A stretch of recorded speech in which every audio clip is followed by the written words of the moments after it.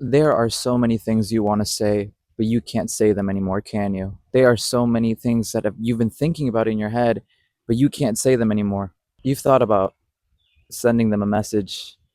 You've thought about a final conversation with them. You've thought about what life what would have life looked like if things were different? What would have it looked like if I said this or if I say this now? Would she respond or would he respond if I send a message? I was thinking about this for a little bit when I was listening to Earrings by Malcolm Todd. If you know me, I'm a very big Malcolm Todd fan. And in that song there's a line about just telling someone that you lost your earrings in their bed, but it wasn't really about earrings. And you think of so many things that you want to say, but you can't say them anymore because you're scared and you're not talking. So you think of what to say and save it for another day, but that day never comes because it's just in your head. It was about a year ago today that I was just kind of thinking and replaying conversations that I've had with my past partner. And it wasn't even just my past partner, it would be conversations that I would replay with people that I've met before or with old friends that I no longer have an association with.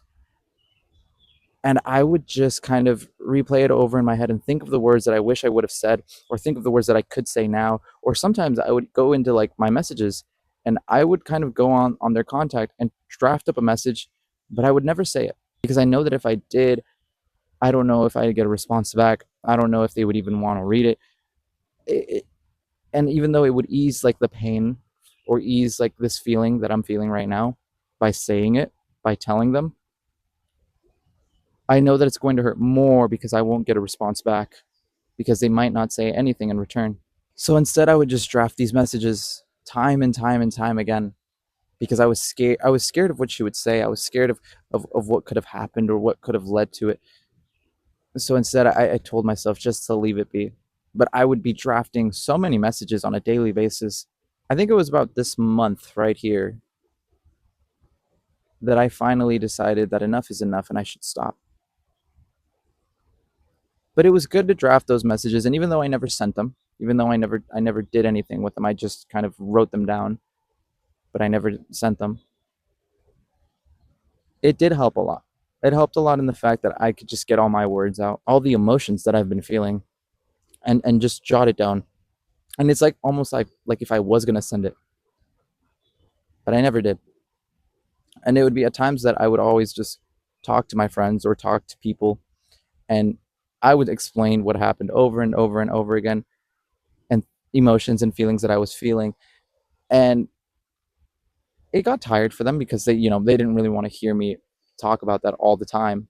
But at the same time, it got better for me because I just got all of my emotions out. I guess what I'm saying here is that sometimes it's okay to talk about it over and over and over again. It's okay to kind of have messages, even though you'll never send them. It's okay to over explain yourself, to over explain the situation to your friends. And sometimes it's bad because I felt it too at times where I would just be over explaining it or over explaining my situation, and I would just feel like, is this too much? I feel like I shouldn't, but I still did at times. And I'm not gonna lie to you guys, I remember there'd be nights or there'd be days where I would just talk about it. I would just talk about it to myself because I think that's how I found myself to kind of get over it a little bit quicker, or get over it a little bit easier. That I would just replay the conversations, or talk to myself about what I was feeling, and just think it over and over and over again. It's okay to talk about it. And I know some people would say, no, you don't need to talk about what happened in the past. What happened in the past stays in the past. And yes, that is true. But it's okay to kind of go back in the past if it means to think about it again. This is all related to the question of how do I get over them? And that question was submitted to me, and I've been thinking about it. And one of the things that helped me a lot was just rethinking it over and over and over again, thinking about the words I could have said, thinking about the things I could have done, thinking about the words I could have said now, or the words that I was about to say, about to text them, but I never did because I was scared. I was scared of how they would receive that message. So instead, I never sent them. But I remember I would take a screenshot of that message and keep them. And I remember at the beginning of this year, I finally looked at those messages again, those messages that I would have sent.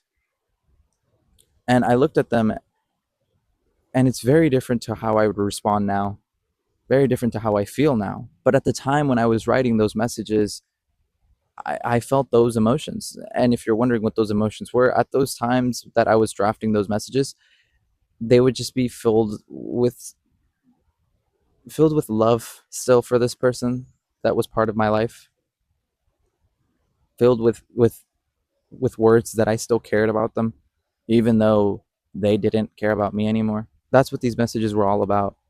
I guess in a way, many people told me that my love ran deep for this person, and looking back at those messages, it is true. It did run deep. That it got to a point where I was drafting messages. It was almost like if you were like gonna write a letter to them, but you were never gonna send it. You were never gonna give it to them. But it was all about getting your emotions out on paper, all about getting your emotions just out of your brain, out of your heart. And every time I did that, it helped a little bit easier on moving on. It helped a little bit easier and just understanding that they aren't part of my life anymore. It kind of gave me the satisfaction of, oh, I am sending it. But at the very end, kind of bait myself into, no, I'm not. I'm not sending it. Yeah, a year ago exactly today, I was at the gym, and she was celebrating her birthday. And I saw a picture that immediately made me go, I need to stop what I'm doing about writing these messages or writing these things or getting my emotions out anymore, because it kind of put the nail on the coffin of this love is dead and it's over. Because I saw that this person was still living their life without me and living it with someone else now. So I've finally I think at that moment when I saw those pictures and I saw everything, I finally accepted the fact of what has happened, and I finally told myself enough is enough. I think tonight, a year ago, I think I finally wrote my last message, just drafted my last message, but I never sent it again.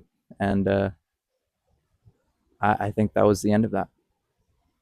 But needless to say, it wasn't fully the end of that. There would be, I would say, maybe once a month that from here on out, that I would kind of draft a fake message because I still had these feelings, I still had these emotions, I still had this love for this person, and I remember it was just, I would just draft these messages because it kind of eased my pain in a way, eased my emotions, eased my heart, eased my chest, it eased everything about me because I would talk about it over and over and over again.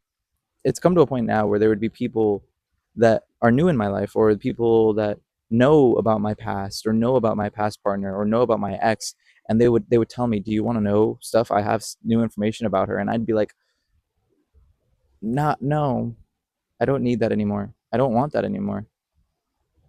I don't care what she's up to, because I've come to a point now where I'm just focused on me and I'm focused on the new people that I'm meeting, that I don't need reminders of my past anymore. But it was also because I think I've over explained my situation. I've over talked about my situation so long, so that now I just kind of think back to it and I'm just kind of like, man, I don't want to talk about it anymore. I'm already fatigued. I've already talked about it as much as I could. What more is there for me to say? What's done is done, and any new information that I get now about this person doesn't do me any benefit.